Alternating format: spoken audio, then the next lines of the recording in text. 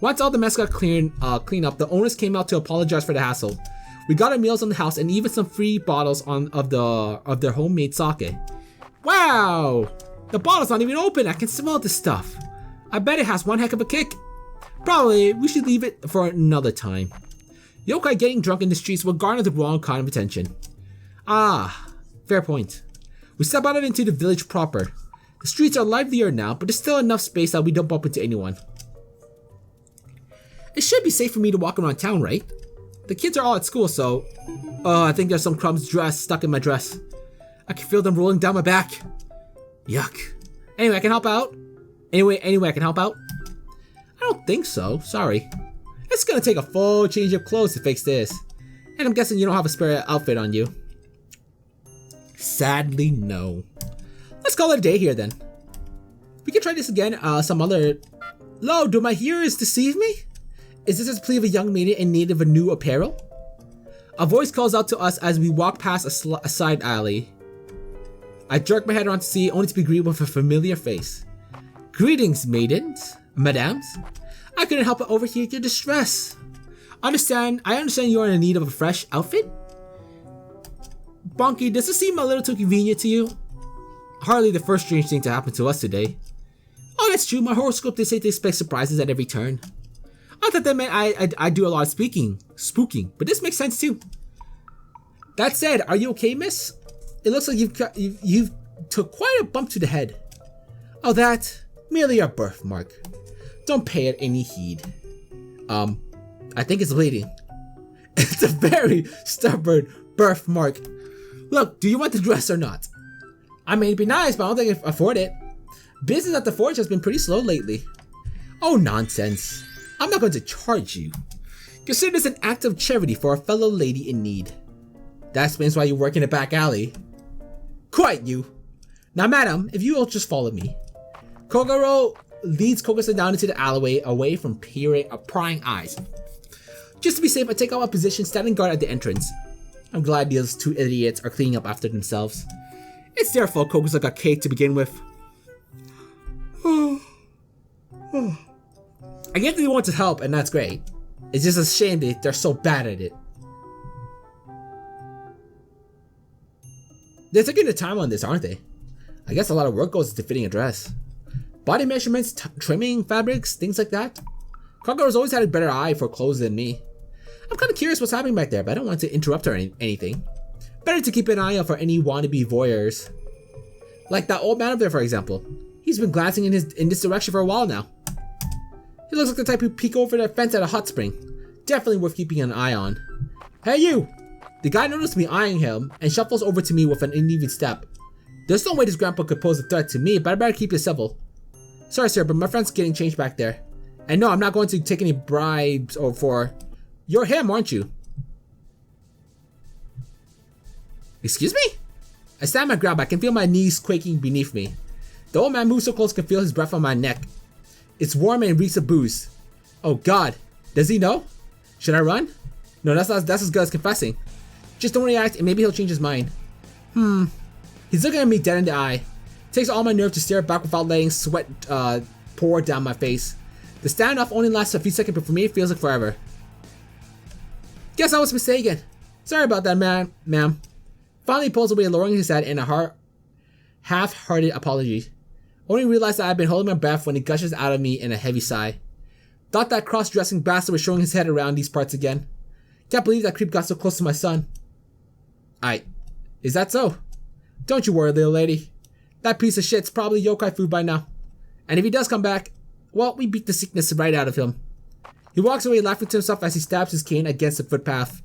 It isn't until he's well out of sight that my heart stops trying to rip itself open. Nothing's changed. I thought humans' tempers might have cooled off after a few months, but the scorn in his voice was as fresh as ever.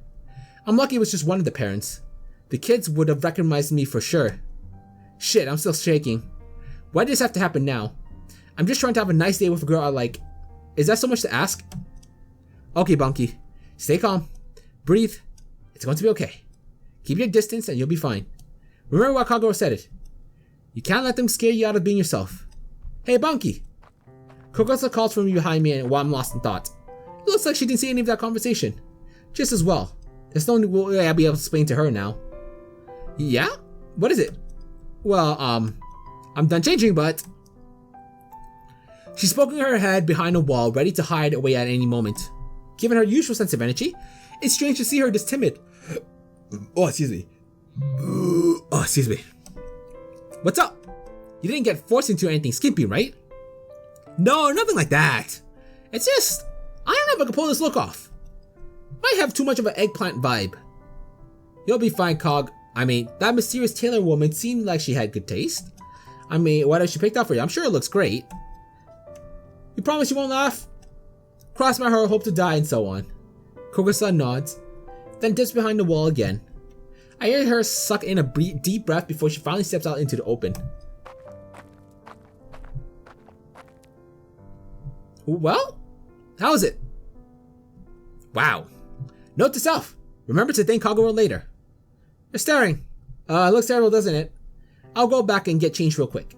No, don't. You look amazing, Koga-san. Seriously. Eh? You mean it? Empty praises has never been my style. We both know that. Okay. Thanks, Bunky. She smiles and the dress only makes her expression brighter. God, I could spend all day looking at that dopey grin of hers. Kagura really pulled through on this one. So where to now? There's still a little time before sunset. Want to check out the open market? Actually, before that, can I ask you to do me a favor? It'll be really fast, I promise. Huh? Sure, I guess. I'm not in a rush to go anywhere. Great! Just come back here for a second. Koga takes my arm and leads me into the alley. Kagura's already left, but she's probably keeping an eye on stuff from a distance. There's a barrel lying in the middle of the street with a few scraps of fabric hanging over the edges. Give me one moment, okay? Gotta find something real quick. She dives headfirst in the barrel, rummaging through it until something catches her eye. When she comes back up, she's holding another dress. Similar to the one she's wearing, but colored a pale red. Oh, did you want help choosing between these? Because if I'm being honest, the purple looks better on you. No, silly. This one's for you. What? So remember how you were fretting about not being girly enough earlier? I was thinking new outfit might help you with that. And the wolf lady said I could take whatever I wanted from in here. So, she steps closer to me, her expression beaming as she holds up the dress. It takes a few seconds for me to really process what she's suggesting. Once I do, panic takes hold of me. Koga-san, touch, I really am. But I don't think this is a good idea. Come on, it's fine. Nobody's looking and you can change back if you don't like it. Yeah, but if I do, you'll see my chest caves in on itself. Why the hell did I say that? Eh? See what? What are you talking about? Damn it. I can't just play it off now. I have to tell her the truth. I'll be fine, right? She's not closed-minded like those humans are. I'm sure she'll understand. What if she doesn't, though? What? You're what? Wait, you're what? What the hell's wrong with you? Oh my gosh, that's disgusting. Get away from me. The image flashes in front of my eyes on its own. They're coming from a different set of lips, but the words themselves are painfully familiar. I still hear them in my nightmares. Bunky? What's wrong? She wouldn't say that. I know she wouldn't say that. But what if I'm wrong? What if she's like all the others? What if it's like the last time all over again? Come on, Bunky, say something. You're scaring me. Her voice is trembling. She knows something's up. I have to tell her. I have to. But I can't. I have to, but I can't. I have to, but I can't. I have to, but I can't. Hey, wait! Where are you going? Survival instincts kick in. Adrenaline floods my veins. I have to go. Somewhere. Anywhere that isn't here. I'm sorry, Koga-san. If only I wasn't such a coward.